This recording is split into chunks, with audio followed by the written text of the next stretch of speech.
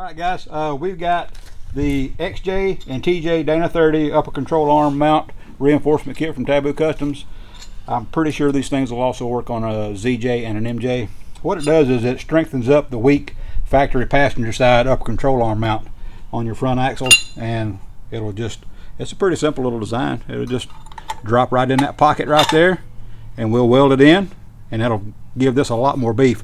Plus, this one also comes with one that we'll weld onto the back side as well, and we'll get to that when we roll the axle over. So what you're going to want to do is you're going to want to clean up all the rust or paint or whatever that's on the axle. You got to get it down to the good bare metal so you get a nice weld. What I used was I just used this. It's just a stainless steel brush on a drill, and that did a real good job. You can get right down in there with it. It's easy.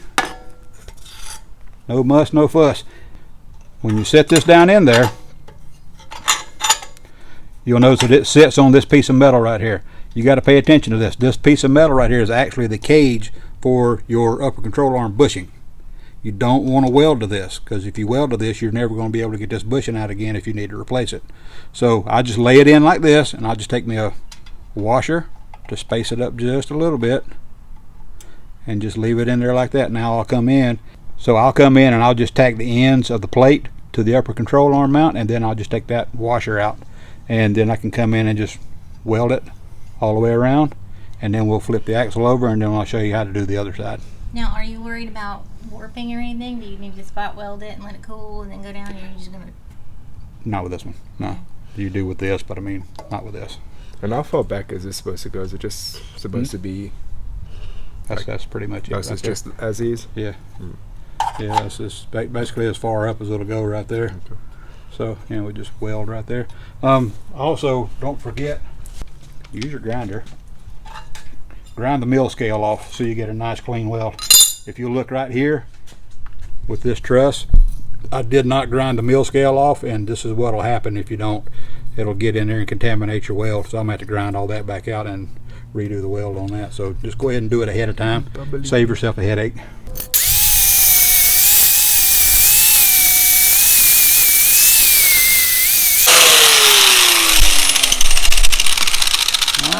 That's all you got to do. You just got to get it from around the edges there. And now we can drop it in place. Put our washer in. And now we're ready to tack it in.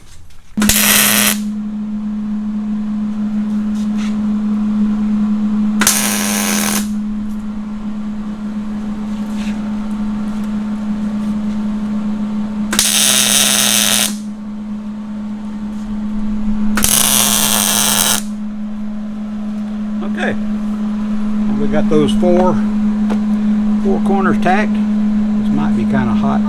No, okay, here we go. Woo, it is kind of hot. Yeah, be careful, don't do that. So wait till it cools down before you do that. So then we're just going to weld it in.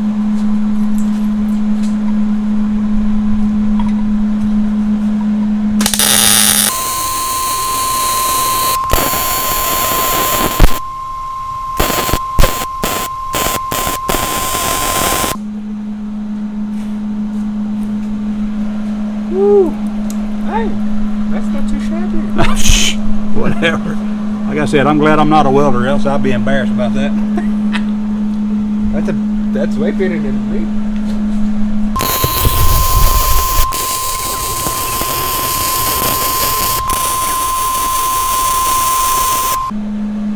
I didn't know that was a welding kit. Hmm? I didn't know that was a welding kit. Yeah, me neither. It is now, though. I think I'm going to leave that one alone. I'm going to hit this bottom and call it good.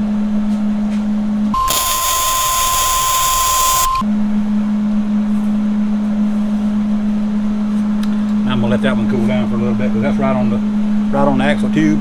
So I'm going to just go ahead and wait for this weld to cool a little bit, because I don't want to put too much heat in this thing and stress it and warp the tube. There's a bunch of garbage down in here that I couldn't really get out, and so the weld's not going to fuse to the metal with all that garbage in there. So yeah, it is what it is. I think once I'm done with this thing, once I do all the gussets, the truss, inner sleeves and everything, I think the the weak point of this whole thing is going to be the ball joints. So I may wind up putting some better ball joints in it at some point, but that's not in the budget right now. So I'm just. You got some over there on that pallet? Those are for a kingpin axle over there. Those are kingpins. They're still better. No, well, yeah, I'd really like to have kingpins on this thing. That'd be nice. But anyway, where am I at now? Let's see. All right, well, let's go ahead and we'll clean this side of this thing off, and we'll get to welding this. We'll get putting this reinforcement on this side. Whew, that's warm. It's hot. It's still up. Yep, that's still warm. All right, so.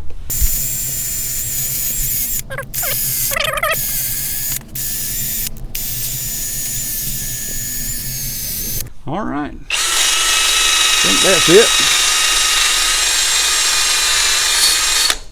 All righty.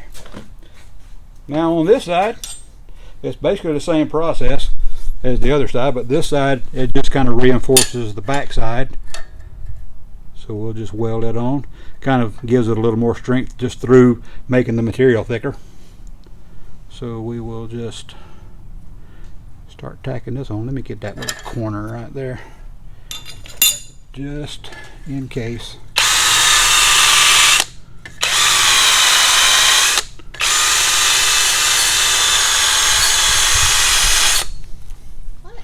What? We're not gonna like take the edges off. Or does Well, see, this one's already been lasered, so we're not going to be welding to the face of this. We're going to be welding to that. So the mill scale's already taken off of that just through the process of cutting it. But I mean, you can, but I mean, you don't really have to because it's already cut. So it's already been removed. What side you? Yeah, because I mean, like I said, that side we were actually going to be welding to the face of it, so we'll want to get that mill scale off of there. Okay. But with this one, we're going to be milling. We're going to be welding right there. I mean, it wouldn't hurt anything if you did, but I mean, Right, it's a waste it's of not time. going to hurt anything. I want to learn about it. So That's for me. just figure out a good spot for it, where you're going to get Most contact. best weld penetration or not weld penetration, but your best bead onto the parent metal, which will be that. This is a family show. I'm saying.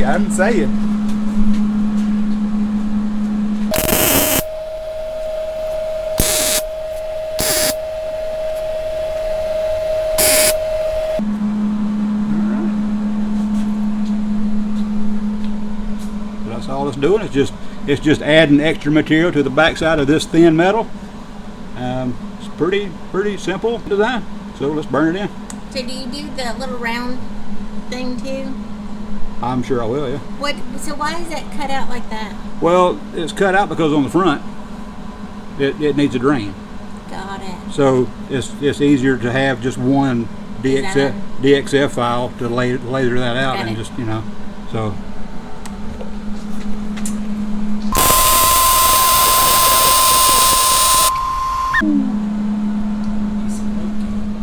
Yeah, there's a bunch of oil and grease on the inside of that bracket there. Yeah. It's not doing anything to that bushing though, is it? I hope not.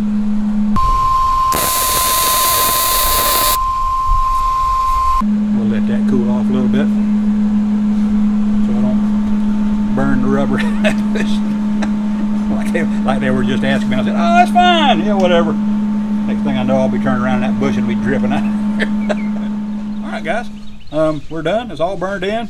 And this little reinforcement kit is going to add a lot of strength to what I consider to be the weakest part of the Dana 30 axle, this little thin upper control arm mount, because these things bend, and once they bend, then they'll just bend more and more every time you go out until they just wind up ripping off the axle.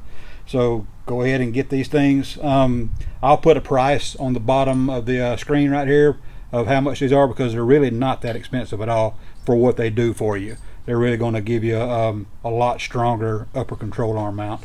So like I said, we got them burned in. So we got the one on this side, and Taboo Customs is actually the only one that I know of to actually provide one for the back side as well. All right, so that one's welded in. Like like I said, it just adds more beef to the back side of this mount. So I'm going to finish up this axle, and to be honest with you guys, I'm sorry that I forgot to include this piece on the video. I kind of got in a hurry and slapped it in there. You can see my booger welds, yay, but it'll be good and strong. But like I said, this is like 3/8 plate steel, and this is going to strengthen this inner C up a lot, because this, I think, is like probably the third weakest thing. The second weakest thing on this thing is the passenger side axle tube. This is like the third weakest thing, because you see how skinny this inner C gets right here, and if you abuse these axles a lot, they will actually bend right here, and this thing will kick up, and then your wheel will start leaning in. Well, this is going to stop that from happening. So, and it's just a simple design. It's one piece, you know, it's not great big bulky pieces on either side of this thing. It's just one piece, because this axle is already going to be a pig. So anywhere that I could save weight while adding strength, that's a plus. So I mean, these right here were the solution for that. And you can also pick these up at Taboo Customs, and I'll put those in I'll put the price of those down at the bottom of the screen here too, and I'll put links for the stuff down in the video description as well. Okay, I have a question though. Yes, Why ma'am. is this part of the axle the weakest? Just because it's so long and skinny? There's Well, nothing on it? yeah, the reason why, yeah, it's just like you said, because this is 1/4 inch wall DOM tube. I can't remember how big it is. I think it's 2.5 inches, 2.5 inch diameter, which is pretty strong, you know, for normal everyday use. But for what I've been putting these things through, jumping them, and when I say jumping, I mean I'm not like jumping buses and cars and crap like that. I'm just, you know, it's catching a little air. And what was happening was, it was the low pinion axle was hitting the oil pan right here on this web, and it bent it down like that, because it bends because of it's so long. You got so much leverage out here. This side is hardly ever one to bend, because the tube is so short. And just like anything else, you know, if you take a long piece of metal, it's easier to bend a long piece of metal than it is to bend a short piece of metal, because you got more leverage on it. And that's what works against this axle tube right here, because you got more leverage way out here. So that's what the inner sleeves and the truss is gonna help with, because that inner sleeve that I put in there, it's also 1/4 inch, so that makes it, but basically it just makes this a 1/2 inch wall tube. So and then we're going to put the truss on top of that, and I'm probably going to put the truss up under it, so that's going to make this thing hopefully survive some jumps. Got it. I'm going to go ahead and start finishing the rest of this build, but this is all for this video. And if you want to get some of these parts yourself, go over to taboocustoms.com and search their website. They got a lot of rust repair items for all sorts of cars out there, GMs, Toyotas, I believe.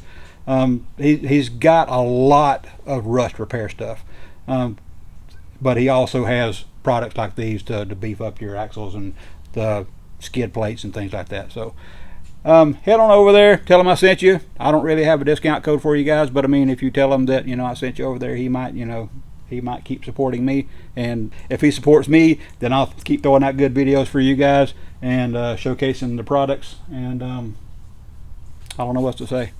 Thanks for watching, and we'll see you next time.